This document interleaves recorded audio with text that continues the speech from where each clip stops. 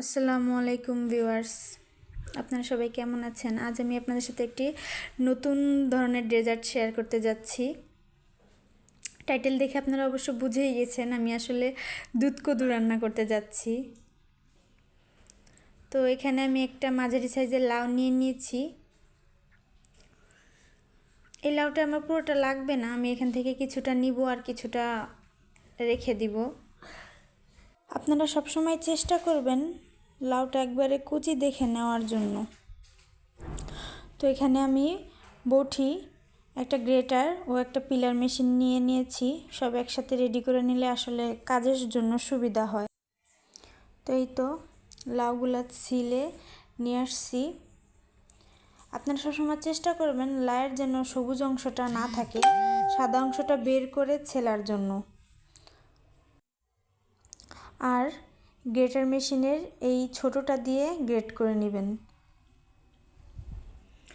তো আমি এখানে গ্রেট করে নিয়ে আপনাদের দেখাইতেছি যে আসলে কেমন হয়। এই তো দেখেন আমার গ্রেট করার পরে লাউগুলো দেখতে এরকম হয়েছে। তো আমি এটাকে ঠান্ডা পানি দিয়ে ধুয়ে নিব। তার আগে আপনাদের অবশ্যই একটা জিনিস খেয়াল রাখতে হবে, লাউয়ের ভিতরে যেই গ্রেট করার পরে বিচিগুলো থাকবে এগুলো আসলে আপনারা বেছে বেছে ফালাই দিবেন। আসলে এই বিচিগুলো থাকলে দেখতে অথবা খেতে কোনোটাই ভালো লাগবে না।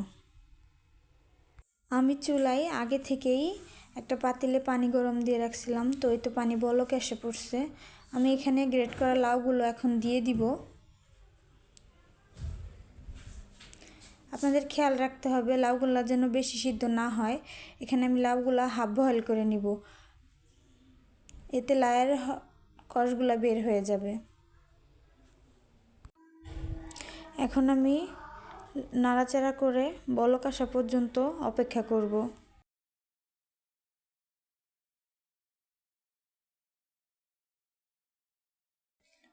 দেখতে দেখতে লাউগুলা বলক এসে পড়ছে। তখন এটাকে আমি আরও 1-1.5 মিনিট রেখে তারপরে নামিয়ে ফেলবো।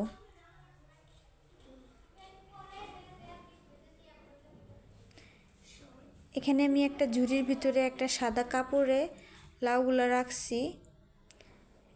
রেখে এটাকে যে অবশিষ্ট পানি আছে সেটাকে আমি চিপ দিয়ে ফালিয়ে দিব।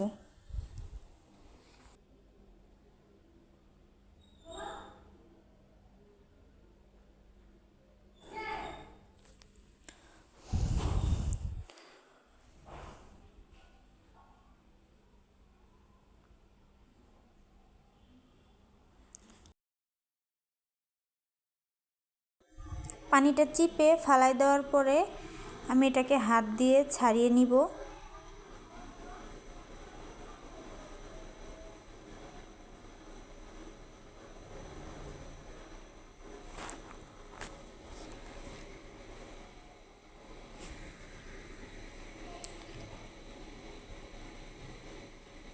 এই তো আমার ছাড়ানো হয়ে গেছে।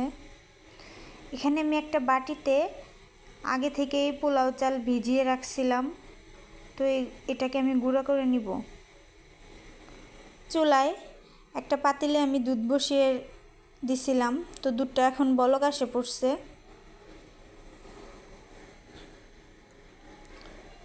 আপনারা চেষ্টা করবেন আগে থেকে দুধটা জ্বালিয়ে নেওয়ার জন্য, তাহলে ডেজার্টের টেস্টটা আরও ভালো আসবে। এখন চুলায় একটা কড়াই বসিয়ে দিব, দিয়ে এখানে আমি 1 চামচ ঘি দিয়ে দিব। ঘি দিলে ডেজার্টের টেস্ট ফ্লেভার দুটাই আসলে অনেক ভালো আসবে।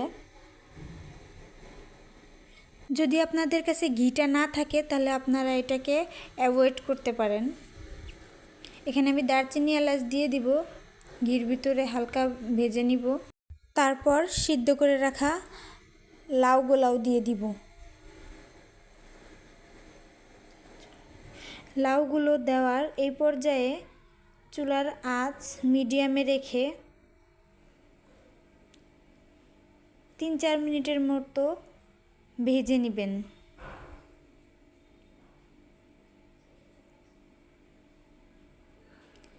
এতে হবে কি, লাউয়ের ভিতরে যে এক্সট্রা পানিটা থাকবে তা চলে যাবে। তো এখন আমি এখানে চিনি অ্যাড করব। এখানে আমি 1 কাপ পরিমাণের চিনি নিয়েছি। এখানে আমি অর্ধেকটা এখন লাউ ভাজার সাথে দিয়ে দিব, আর অর্ধেকটা দুধের ভিতর দেওয়ার জন্য রেখে দিব।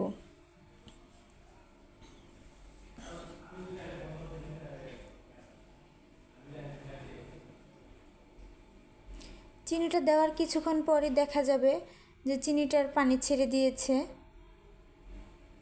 এখন আমি জাল করা দুধের ভিতরে ভাজা লাউগুলো ঢেলে দিব।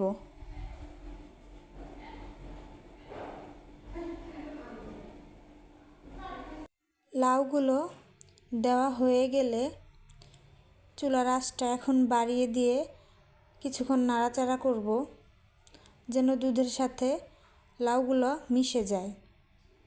এই তো দেখেন আমি নাড়াচাড়া করার পরে এরকম হয়ে গেছে। তো এখানে আমি বাকি যে চিনিটা ছিল তা দিয়ে দিব।